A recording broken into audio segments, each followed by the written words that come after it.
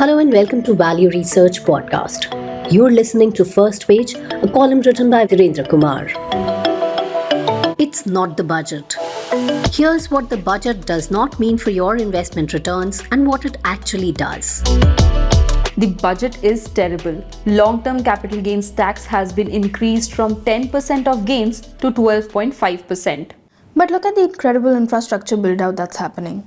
And look at the way that the government has maintained fiscal balance despite COVID and so many other challenges. No other large economy around the world has managed to do so. Look at the growth rate. So what does that have to do with my tax? I made profits on the market and now the tax on those profits will be 2.5% higher. This conversation about the budget is not a real literal one, but it's quite representative of many exchanges on social media and in real life. I find it fascinating that a large number of people seem unable to make connections between what is happening in the economy at large and the money that they make from their equity and mutual fund investments. I'm sorry to put it so bluntly, and I'm sure many people will hate me for it, but the biggest input in you and I making money in the markets is not our supposed genius as investors, but what I call the India tailwind. We made money not because we are great or even good investors, but because the Indian equity markets are up 3 times to 4 times in 10 years.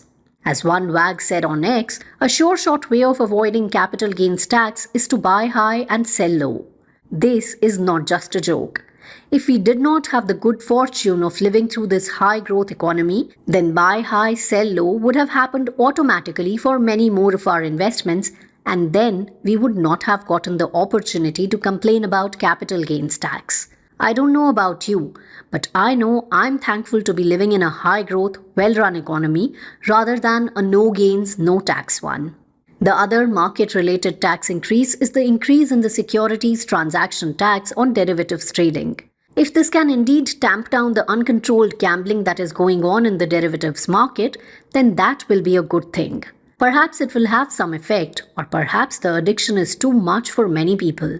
The other day, I saw someone on TV say that STT and capital gains tax are like the statutory warnings on cigarette packets. The hardcore addicts understand what they are doing, they know that the diseases are on their way, but most of them cannot help themselves. It's the same with individuals addicted to trading derivatives. My comparison with disease is not casual. If you search online for compulsive gambling disorder and look at the symptoms that are listed, you'll see what I mean. Of course, if the government really does want to curb this, then it has to look at restricting the supply rather than trying to just reduce demand.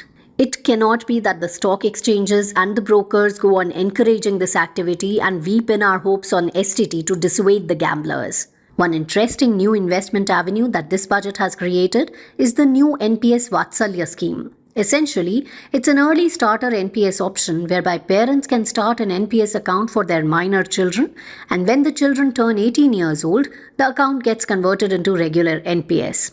NPS also got a boost by allowing higher employer contributions. While changes like this don't get much mention compared to the headlines of the budget, they will eventually have a greater impact on lives. All things said, when the dust settles, it's a budget of modest changes, which is as it should be.